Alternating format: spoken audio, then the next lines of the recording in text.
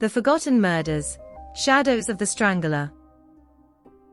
The air was thick with the weight of history in Pinebrook, a sleepy town that hadn't seen much change since its heyday in the 1970s. For decades, Pinebrook harbored a dark secret, unsolved murders that haunted the memories of the town's older generation.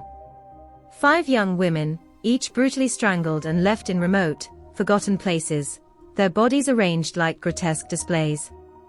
The police had no leads, no suspects, and after years of dead ends, the cases were filed away as cold and forgotten, until now. Detective Rachel Moore sat in the dimly lit precinct, staring at the crime scene photos spread across her desk. The newest victim, a young woman named Claire Bennett, had been found 2 days ago, her body eerily similar to those of the women in the old, unsolved cases. Same method, same arrangement. Rachel felt a chill crawl down her spine. It couldn't be a coincidence. Someone was mimicking the murders. The town buzzed with unease as whispers of the Pinebrook Strangler spread once again.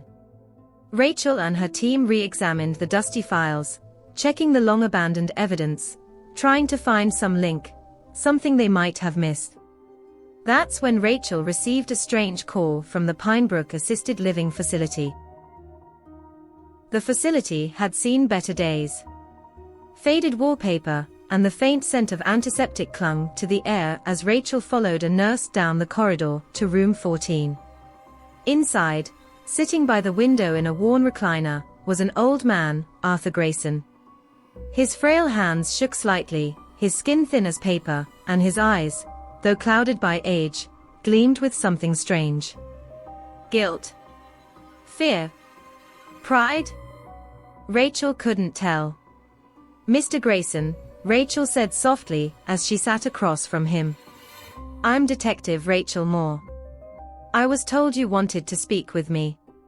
Arthur's lips quivered as if trying to form words he hadn't spoken in years. His voice, raspy and low, broke the silence.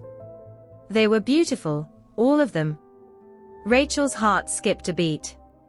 Her grip tightened on her notebook. What do you mean? They trusted me, Arthur continued, his gaze distant, locked on some faraway memory. I told them I'd keep them safe. But I lied. I always lied. Rachel swallowed hard. Was this a confession? Arthur was 79, battling dementia, his mind a fractured puzzle. But his words felt deliberate, not just the ramblings of an old man. Mr. Grayson, she pressed gently, are you saying you know about the murders? The women found in the 70s. A flicker of something, recognition, flashed in Arthur's eyes. He nodded slowly, but then his expression shifted to one of confusion, as if the reality of his past and the fog of his illness were colliding. It's all a blur, he muttered, pieces, bits and pieces. They come and go. Rachel leaned in. Anything you can remember might help us. There's been another murder, just like the ones from back then. Arthur's face twisted into a sneer. He's not as good, he whispered. Not like I was. Sloppy. Too eager. Rachel's breath hitched. The weight of Arthur's statement settled heavily between them. Could it be that Arthur was the original Pinebrook Strangler? And now, someone was copying his crimes. I see their faces sometimes, Arthur said, almost to himself now. At night, the women. They ask why. I don't know what to tell them. Rachel's pulse raced. You can help us now. Do you remember anything specific about the places where you left them? Arthur's eyes darted toward her, sharp and lucid for a brief moment. The trees, tall pines. They could hear the wind, but no one could hear them scream. He paused, a sad smile creeping onto his lips. I made sure of that. Days passed. Rachel and her team scoured the areas Arthur had vaguely described, searching for some clue that could tie him definitively to the original murders. Arthur's mind was a maze of half-remembered details and fragmented thoughts. But each time Rachel visited, he offered more cryptic hints, his pride mingling with regret. Meanwhile, the new killer was becoming more daring. Another body was found, posed with almost mocking precision, a taunt to both the police and Arthur's legacy. Rachel began to wonder if the new killer was somehow connected to Arthur, someone who idolized the original crimes. A son, a student, or just an admirer of a decades-old mystery. Arthur's condition worsened.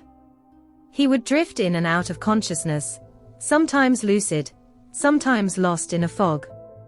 But on one particular visit, Rachel found him agitated, mumbling frantically to himself. "They're going to catch him," Arthur said, his voice trembling. "He's not like me. He's weak. He's afraid." "Who, Arthur?" Rachel asked, desperate. "Who's doing this now?" Arthur grabbed her hand with surprising strength. "Check the house," he whispered, his eyes wide. "Where it all began." Rachel frowned. "What house?" "The cabin, in the woods. That's where it started, and where it'll end." The cabin was long abandoned, hidden deep within the dense pine forest on the outskirts of town. Rachel and her team found it after hours of searching, a dilapidated shack, swallowed by nature. Inside, they uncovered something chilling. Old photographs of the original victims, news clippings of the unsolved murders, and in the corner, a shrine of sorts, dedicated to Arthur Grayson. The mimic had been here. And as they searched the area, they found more, a set of fresh footprints leading away from the cabin. The new killer wasn't far. Arthur Grayson died 2 days later, his mind slipping away completely before Rachel could ask him anything more.